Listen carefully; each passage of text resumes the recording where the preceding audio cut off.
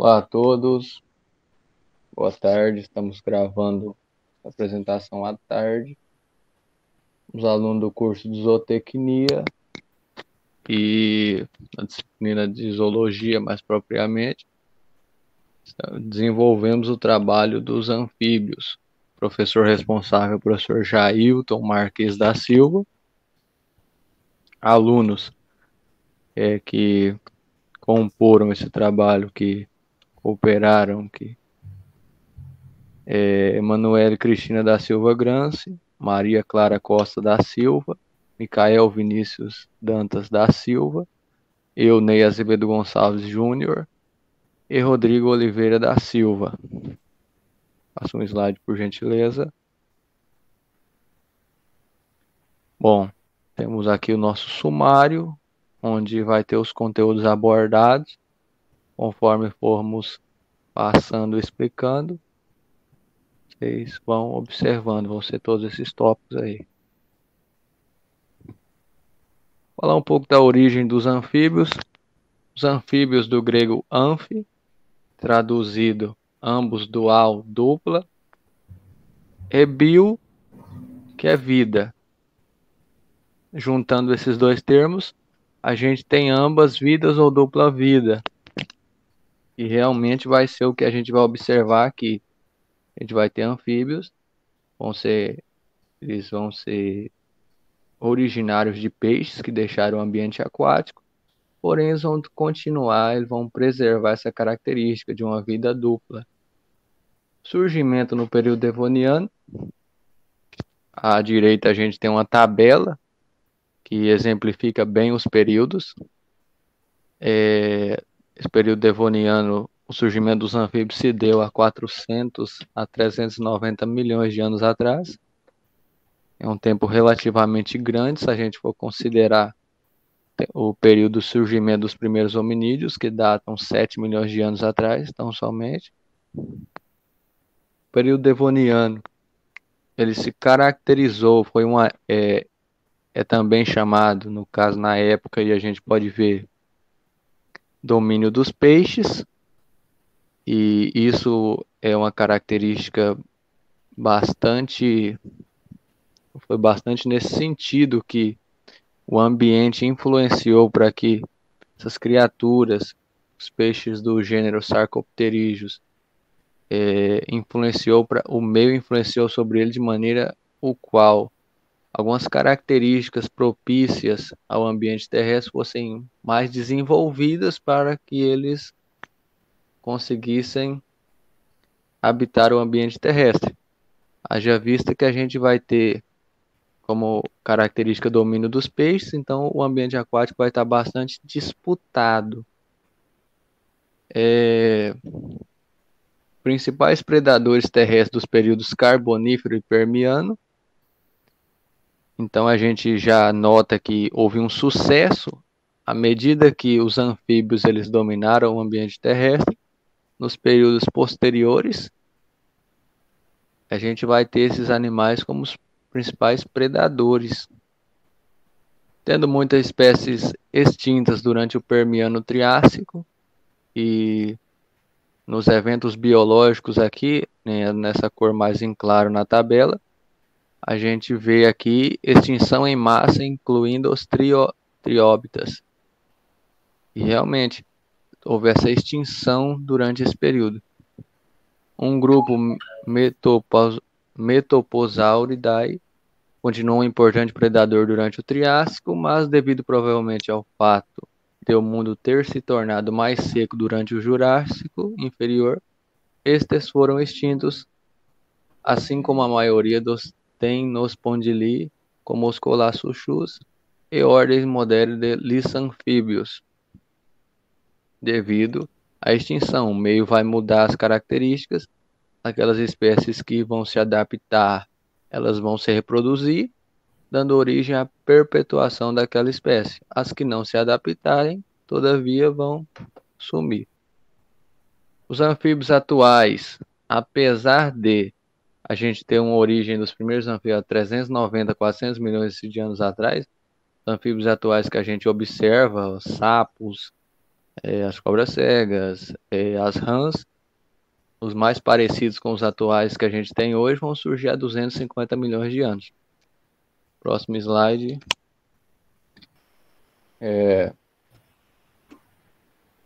A gente tem peixes pulmonados e anfíbios. E vai ser realmente isso mesmo. Os peixes, esses seres vivos que vão conseguir dominar o ambiente terrestre, efetuar essa transição, vão ser peixes que eles não só vão desenvolver pulmões, propriamente dito, como vão conseguir desenvolver ossos, suas barbatanas ali, que após vão dar origem aos membros anterior e membro posterior. Tiktaalik russê, um gênero de peixes sarcopterígeos, que possuem barbatanas com músculo, com características típicas de tetrápodes. Tetrápodes são animais com 4 membros, 4 patas. Na imagem à esquerda, a gente tem uma reconstrução de um fóssil encontrado no Canadá em 2004.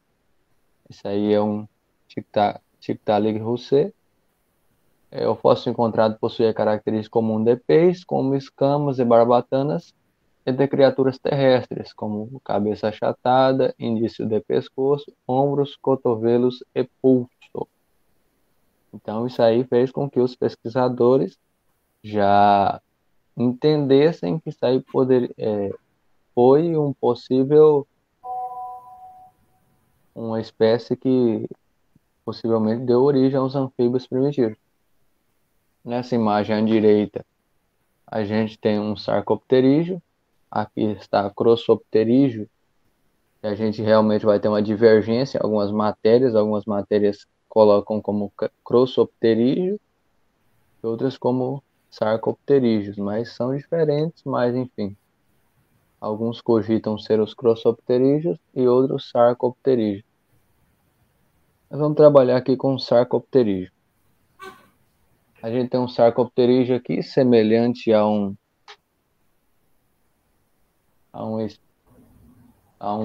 Eusthenopteron. A gente observa que nas barbatanas dele aqui, barbatanas anteriores às posteriores, a gente já observa o desenvolvimento de ossos aqui. E na figura B a gente tem um anfíbio primitivo. O que o autor quis passar com essa imagem aqui é que esses ossos fortes que esse peixe na letra A possuía, devido à adaptação, à influência do meio, as águas estavam, de acordo com os pesquisadores, os historiadores, os cientistas, eles apontam que durante esse período devoniano houve um aquecimento na Terra e logo aquelas reservas de água doce foram evaporando, diminuindo assim o oxigênio. Então esses peixes assim que já tinham essa característica, eles evoluíram para os primeiros anfíbios. Mais um slide, por gentileza.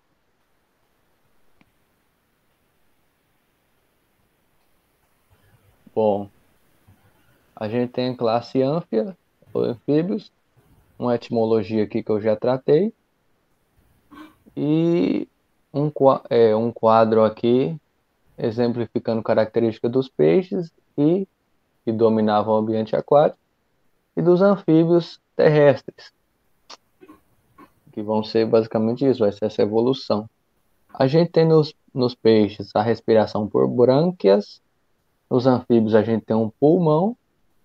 Vale destacar que nos anfíbios a gente tem 2 tipos de respiração, 3 tipos de respiração, 2 a mais que a pulmonar. A gente vai ter a respiração cutânea pela pele e a branquial presente nos giríneos. A gente vai ter a locomoção dos peixes através de nadadeiras e dos anfíbios, já são os tetrápodas, por 4 patas. A audição nos peixes vai se dar pela linha lateral Nos anfíbios, a gente já vai ter os ouvidos, então a gente vai ter essa evolução. A visão nos peixes por olhos, sem pálpebras. Nos anfíbios, a gente já vai ter olhos com pálpebras. Um desenvolvimento, uma adaptação. Esse conjunto aqui vai ser adaptações desenvolvidas. Nesse quadrinho com a seta. Peixe pulmonado, nadadeiras lobadas. São os peixes apontados que deram origem aos anfíbios. Então, tetrápoda, fecundação externa, só pode ocorrer dentro d'água, característica dos anfíbios, respiração cutânea pela pele, pele úmida, fina, muito vascularizada, com pouca queratina. E é isso, a pele dos anfíbios ela é fina, sensível, basicamente essa característica vai auxiliar, vai permitir essa respiração pela pele. A larva, que no caso é o girino, né, respira por brânquias, como eu já havia mencionado. E aqui a gente tem um lago aqui com peixes e uma transição aqui até chegar no Ichthyostega, para o ambiente terrestre. Esse primeiro peixe, partindo do sentido esquerdo para o sentido direito, a gente tem o Eusthenopteron, é um sarcopterígeo. Ele é um peixe que já tinha nadadeiras lobadas, e no caso vai ser uma transição dos sarcopterídeos para os tetrápodes. Tetrápodes, relembrando, são animais com 4 membros.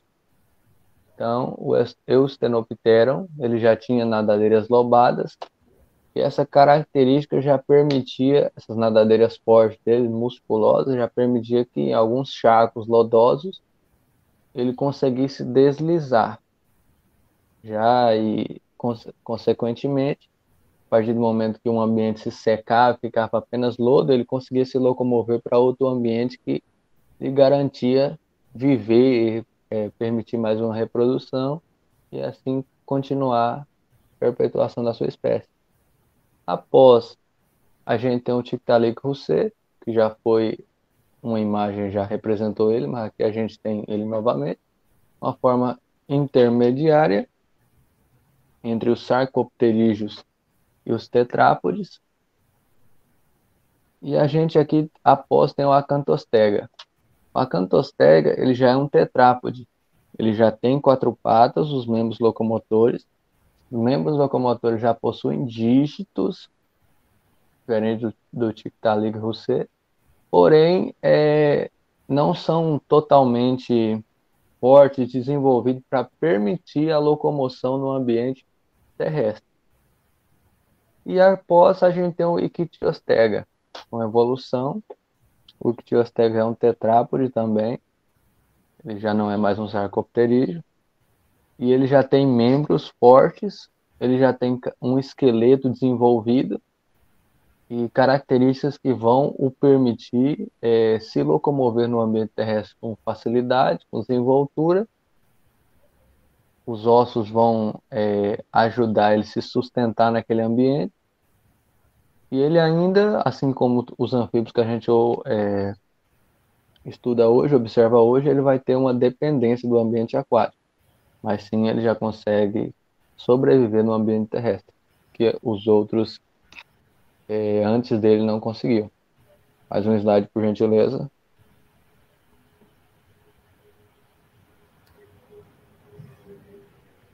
Valeu, Ney. Obrigado.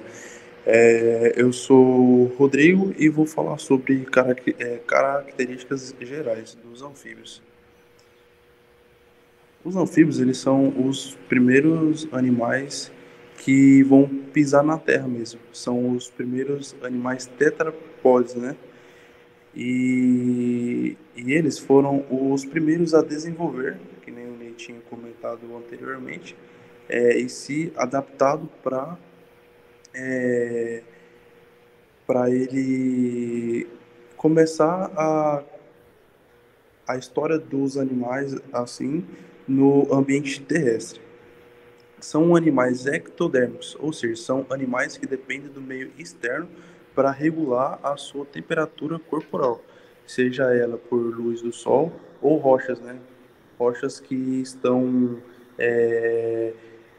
que dependem do calor ou do frio da sua rocha, né? Vai depender da espécie do anfíbio, porque dependendo da sua fase da vida desse animal, ele vai, ora, preferir mais quente, ora, preferir mais frio, né? E a pele dele é uma pele lisa, fina, e ela é úmida. E uma coisa bem interessante que acontece na pele é a respiração cutânea. E ele possui dentes pequenos e a maior parte desses dentes já são ossificados e não troca. E o coração deles é um coração diferente, não é igual a maioria dos animais, né? Ele possui 3 cavidades, né, que são 2 átrios e um ventrículo. Pode passar. Bom, eu sou a Emanuele. Eu vou falar um pouquinho sobre a divisão dos grupos. Os anfíbios da classe anfíbias podem ser classificados em 3 grupos, como está aqui nas imagens. A primeira são os anoros. Ela é representada pelos anfíbios sem caudas, como sapos, rãs, perereca. Esse grupo eles são os bem mais sucedidos, apresentam mais de 4.000 espécies.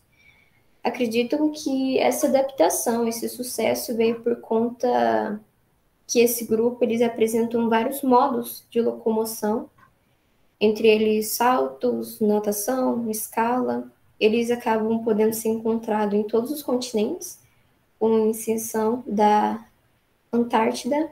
Eles apresentam um corpo adaptado para saltar, é compacto, tem uma coluna vertebral bem curta, bem rígida, e essas vértebras elas estão ligadas de um modo que acaba se restringindo movimentos laterais. Que já os machos eles emitem uns tipos de som chamado coachados. Em geral, essas vocalizações são para atrair as fêmeas no período de reprodução, apesar de que existem algumas outras funções para esses cantos.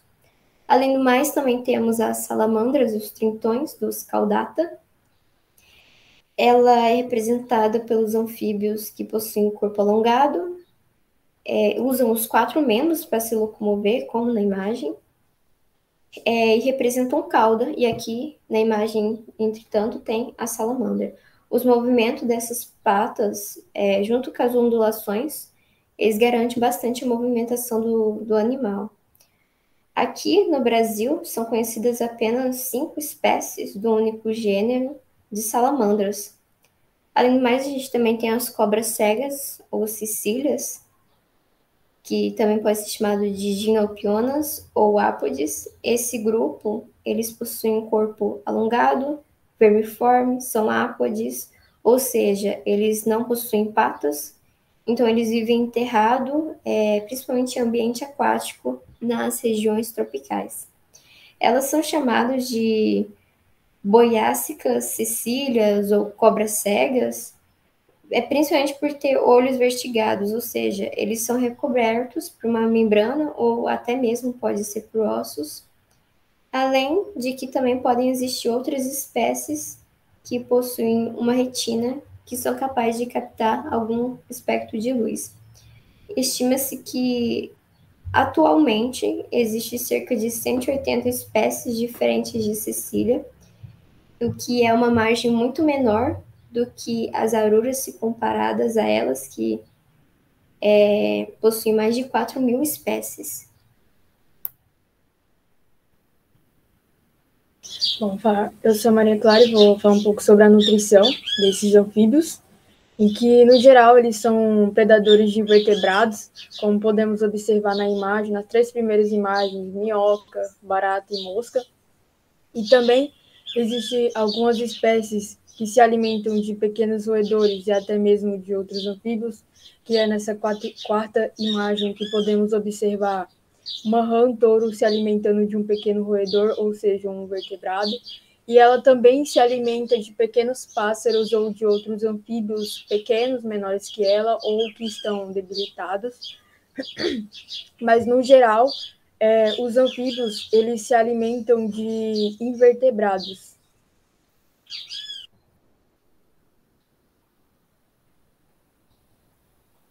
Bom, Emanuele, novamente, eu vou falar um pouquinho sobre o sistema digestório. Primeiramente, vamos relembrar um pouco que os anfíbios existem 3 linhagens distintas: as arulas, o urodela e os ápodes.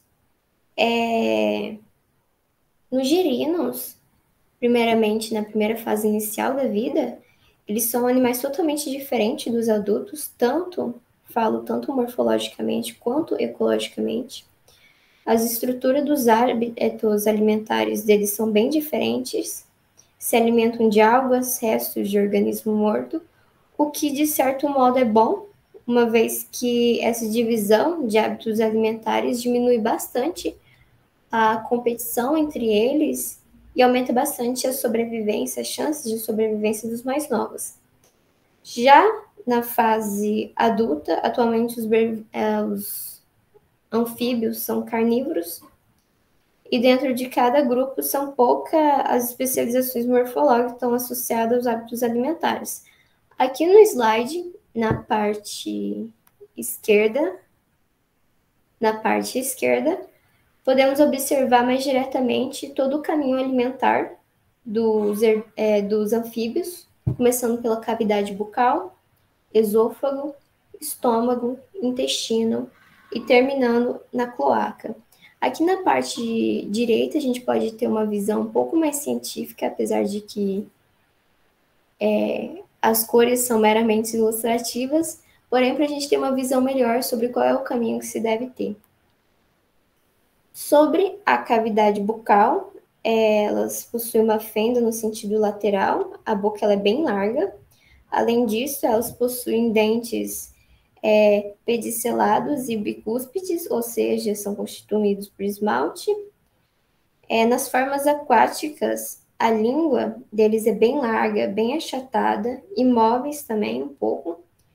Mas apesar de que isso, alguns anfíbios terrestres eles possuem a língua protrátil, ou seja, essa língua protrátil ela facilita bastante a posição da língua para capturar os alimentos.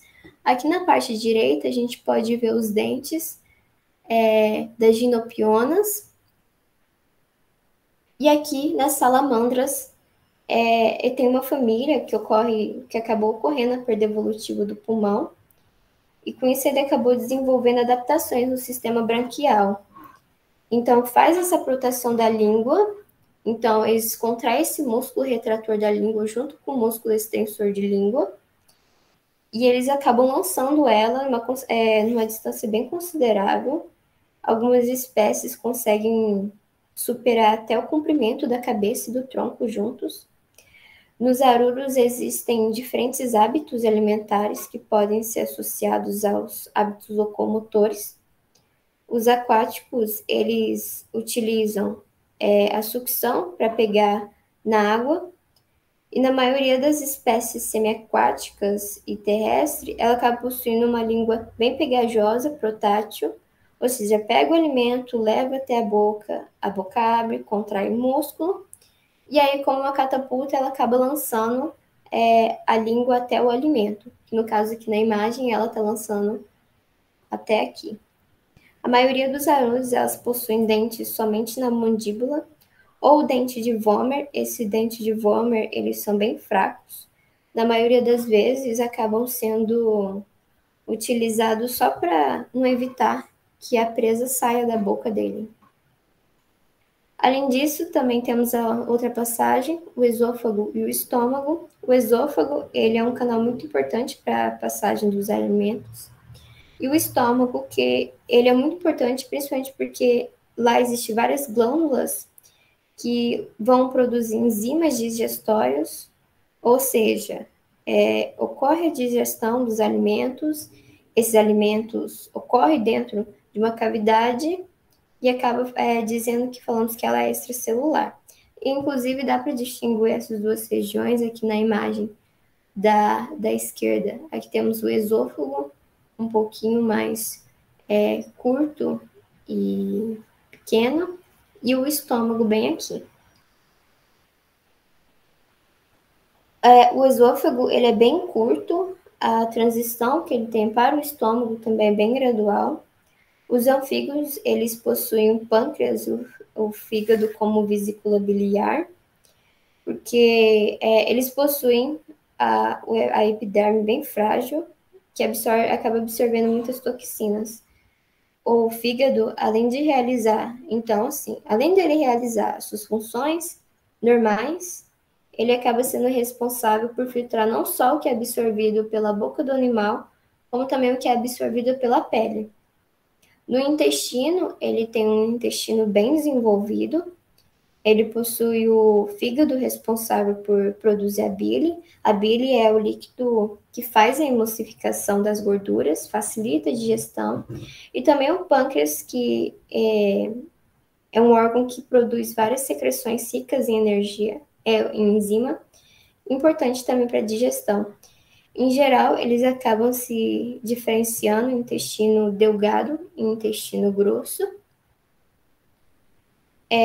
O intestino delgado, ele também pode acontecer a digestão, mas o fator principal dele é a absorção dos nutrientes. E o intestino grosso ocorre a absorção da água e que se desenvolve na cloaca e que sai todos os excrementos dos anfíbios. E um detalhe muito importante é que o sistema digestório ele não termina no ânus, e sim na cloaca. Essa cloaca, ela serve como abertura do sistema digestório, excretor, reprodutor, ou seja, é pela cloaca que acaba passando as fezes, os excrementos e também os gametas.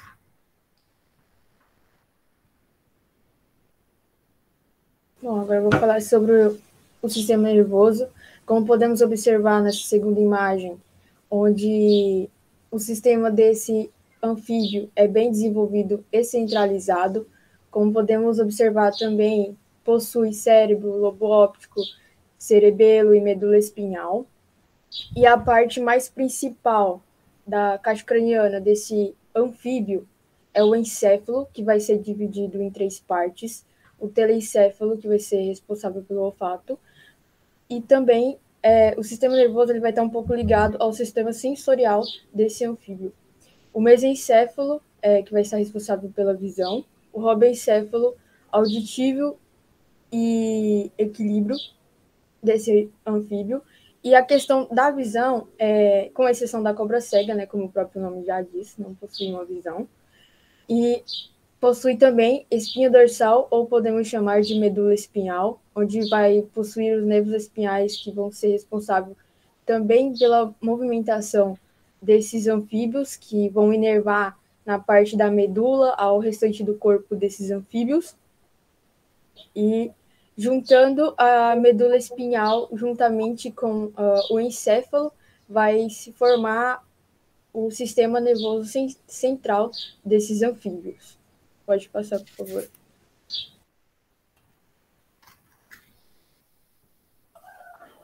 Olá a todos, eu sou o Mikael.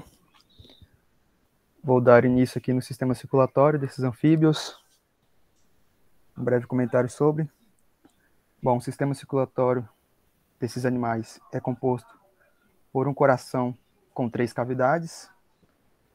Temos o átrio direito, o átrio esquerdo e um ventrículo.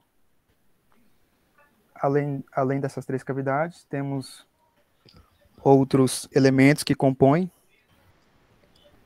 fazem parte desse sistema, que são as veias e as artérias. Lembrando que as artérias são todos os vasos que saem do coração e as veias, que são todos os vasos que chegam no coração. E também tem os capilares, que é onde ocorrerá o processo chamado hematose, ou seja, trocas gasosas.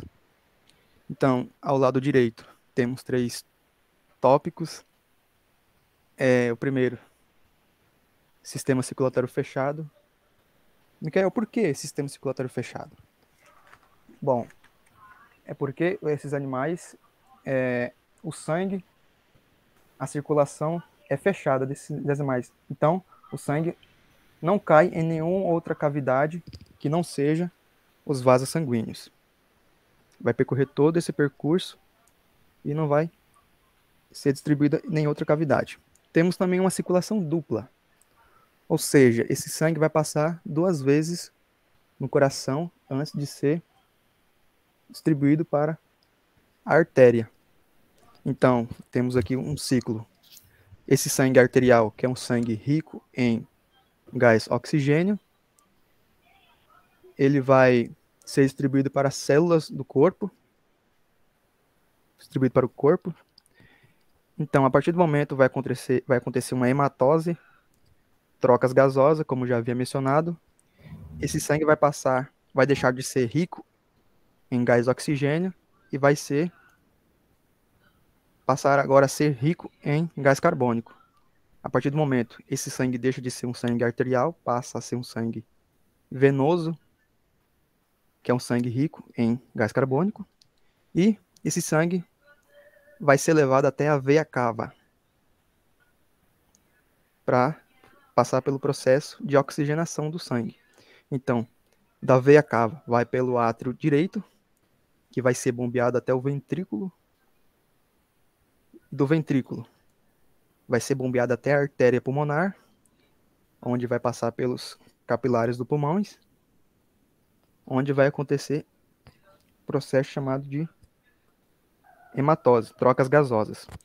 Então, não só os pulmões, mas a pele também vai ajudar nesse processo. Esses animais adultos, eles necessitam dessa pele porque a circulação desse sangue é incompleta. Por que incompleta? Eu vou falar mais tarde. Então, a partir do momento que esse sangue passa lá nesses capilares dos pulmões e da pele, vão passar a ser um sangue arterial, rico em oxigênio.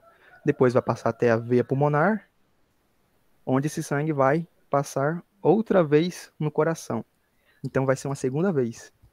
Então do átrio esquerdo até o ventrículo, do ventrículo até a artéria aorta, e vai passar a ser distribuída para o corpo todo novamente e vai ocorrer o mesmo processo.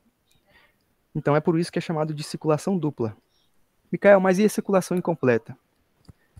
É o seguinte, a circulação incompleta se dá porque o sangue venoso, ele se mistura com o sangue arterial. No coração desses animais não tem uma separação desse sangue. Então vai ocorrer uma mistura desse sangue. Então é por isso que necessita a pele para ajudar nessa hematose, nessas trocas gasosas. Então é por isso que é uma circulação incompleta. No caso de nós seres humanos, nós temos uma separação. O sangue não se encontra com o sangue venoso não se encontra com o sangue arterial. Apenas citando um exemplo. Pode passar pelo próximo slide.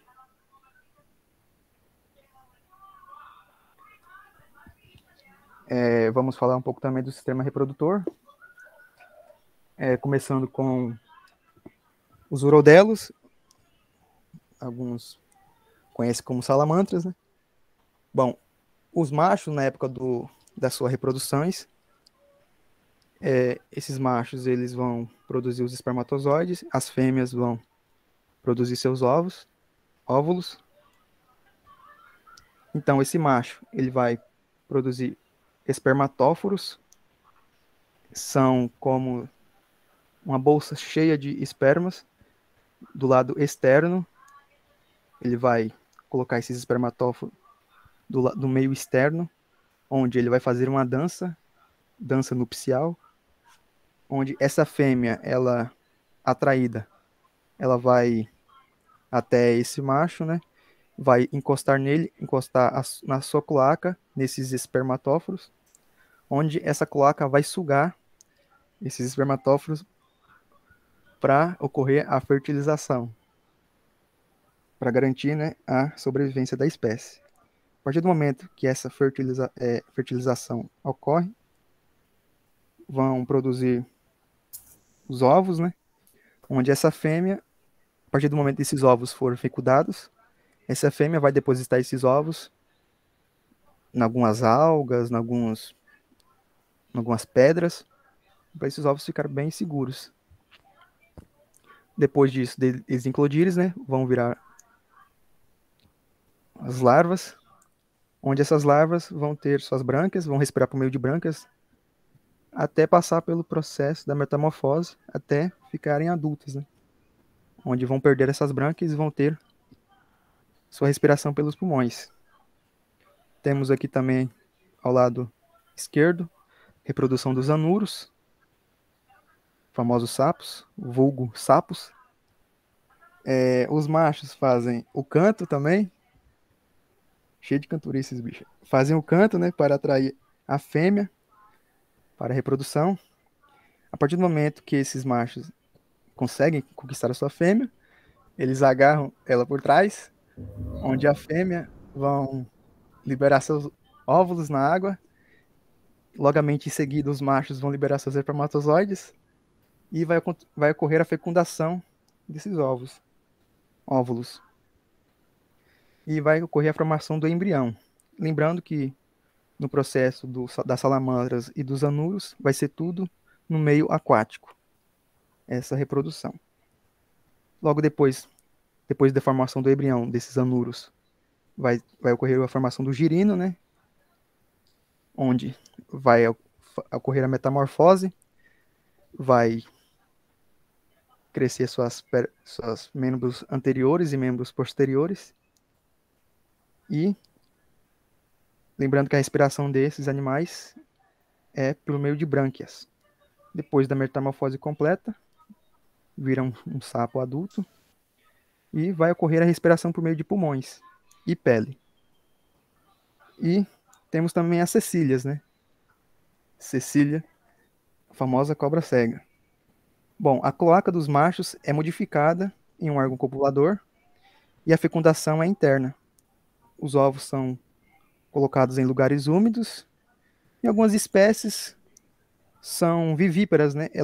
Os filhotes já saem formados da barriga da mãe. Mas é variação de espécie.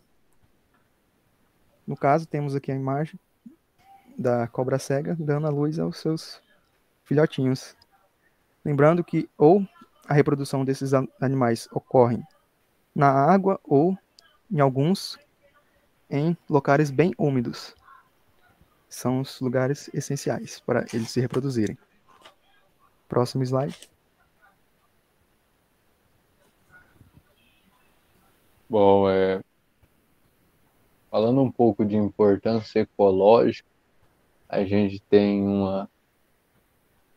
que os anfíbios eles são xilotérmicos, ou seja, a temperatura do meio influencia diretamente na temperatura corporal desses animais, por isso eles são bastante sensíveis a mudanças drásticas na temperatura.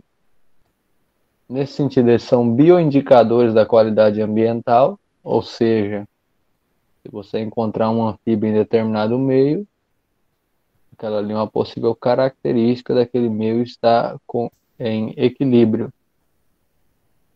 E papéis importantes na cadeia alimentar. Ao lado esquerdo a gente observa uma cadeia alimentar, ao qual, como exemplo de anfíbio, lado esquerdo aqui, mais preeminente ao lado esquerdo, a gente tem esse sapo. E como presa dele a gente tem o rato, o gafanhoto. E como predador do sapo a gente tem o serpente e o gavião.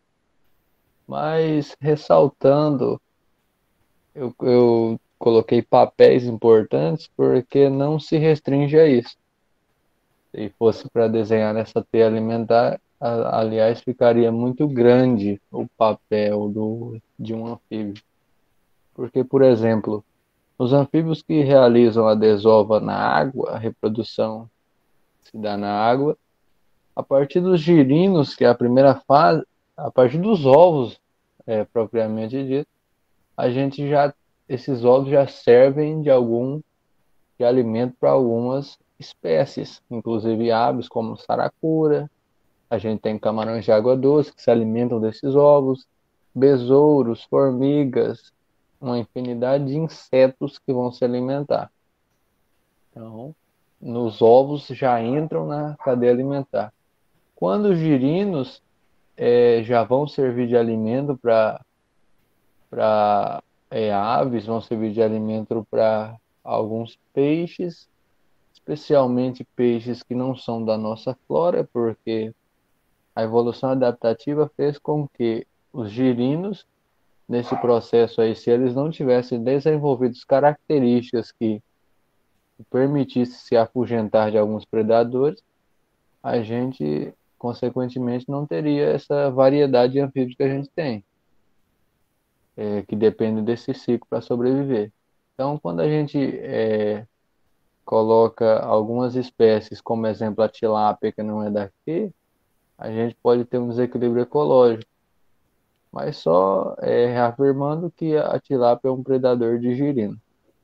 O mão pelada, bastante comum aqui na nossa região, eu pelo menos ouvi bastante ele ser mencionado. Ele também é um predador de girinos, um mamífero no caso, né? A gente tem répteis como a cobra d'água, o cágado, predador de girinos, e outros animais também. Falando dos anfíbios jovens, houve a metamorfose e ali tem uns sapos jovens ali, as rãs jovens, vão servir de alimento para diversos pássaros. Já quando adulto, a quantidade de predadores é ainda superior. A gente tem desde aves, répteis, mamíferos que vão utilizar esses anfíbios como fonte de alimento. Então a gente observa que é uma importância ecológica bastante vasta, e considerando que o número de anfíbios tem diminuído drasticamente, pontuando assim, devido às diversas variações, a influência do homem sobre o meio, um extermínio, vamos dizer assim, uma retirada dos anfíbios da cadeia alimentar, das teias alimentares, seria bastante prejudicial em todos os sentidos. Próximo slide, por gentileza.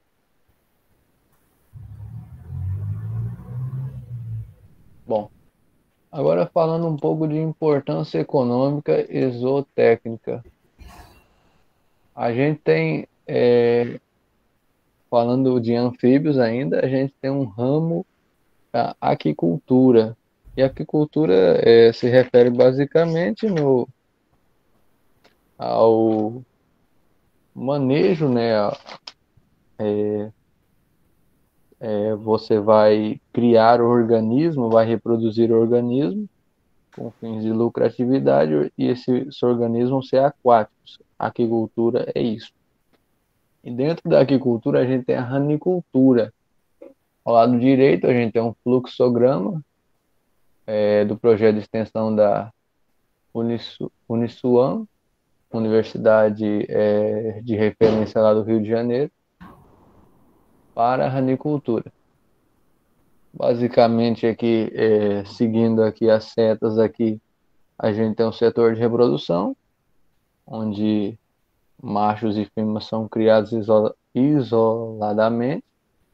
Após, no período de acasalamento, eles são introduzidos. Isso se dá no ambiente aquático, como já mencionado. E ocorre ali, a fêmea coloca os ovos, que vão consequentemente dar origem aos girinos. A gente vai por setor dos girinos. Após esses girinos, eles se desenvolvem, ocorre a metamorfose, e eles vão para o setor de recria, onde eles vão ganhar, basicamente, crescimento e ganho de peso. Após, as que vão ser comercializadas vão para o abate, frigoríficos, ou são comercializadas vivas para outros criatórios. Quando a gente fala de abate e processamento, vai ser produzida a carne de rã. E a carne de rã, a gente tem um exemplar aqui do lado esquerdo da marca Bom Peixe, ela tem sido bastante difundida e apreciada na indústria gastronômica. É claro que a gente não está falando aqui de uma difusão gigantesca, mas à medida que ela tem se mostrado com propriedades, um sabor, um sabor diferente e atrativo, e que tem os estudos apontam que ela tem propriedades que ajudam em tratamentos de alergia, tratamento gastrointestinais, ela tem se mostrado bastante importante.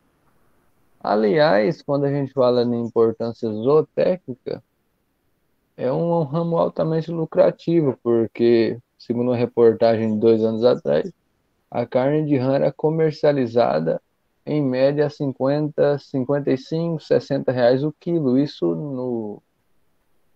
lá no setor da ranicultura mesmo. O frigorífico pagava isso. Então é bastante atrativo. No mercado direto ao consumidor, quando a gente observa, como a gente observa ela já embalada, isso aqui vai sair para o consumidor o quilo a R$ 70. Fazendo a matemática aqui, R$ 35 esse pacote de meio quilo aqui de carne de rã. Então é algo bastante interessante para zootecnia, para se investir, para os ranicultores, são os criadores, e algo que pode sim se mostrar promissor à medida que as pessoas têm se interessado assim por algo que lhe traga benefícios no sentido de modo de vida, de qualidade de vida, qualidade de alimentação. Mais um slide, por gentileza.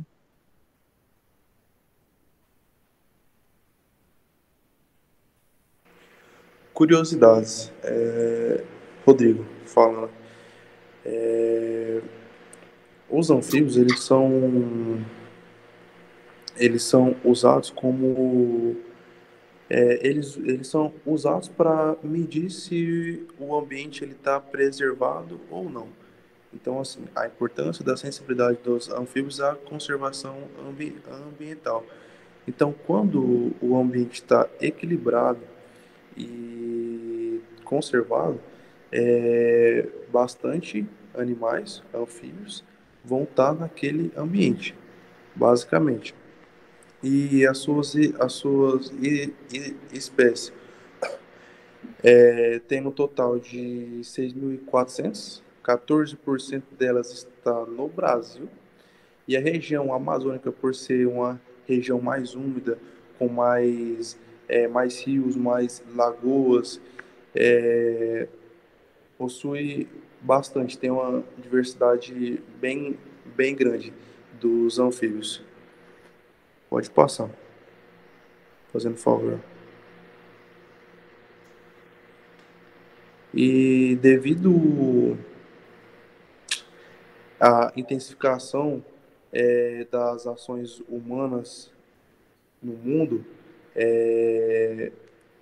muitos animais e muitas espécies estão sumindo, porque devido aos desmatamentos exagerados, a intensificação dos gases, né, que provocam as chuvas ácidas, né, que acidificam lagoas, rios, que fazem parte do meio de uma fase da vida deles. Lógico que eles sempre vão precisar da água, mas tem uma fase da vida deles que é primordial, que não tem como ficar sem. E a poluição dos rios, com isso, está fazendo, com essa poluição ambiental, estão fazendo com que algumas espécies estão desaparecendo. E o menor anfíbio do mundo, ele é do Brasil, né? E ele é conhecido como brasileirinho sapuga. E o sapo cururu Ele é originário do Brasil e ele foi levado para a Austrália. E lá não tem nenhum predador para esse sapo. E aí esse sapo, ele tá virando praga na Austrália. Pode passar.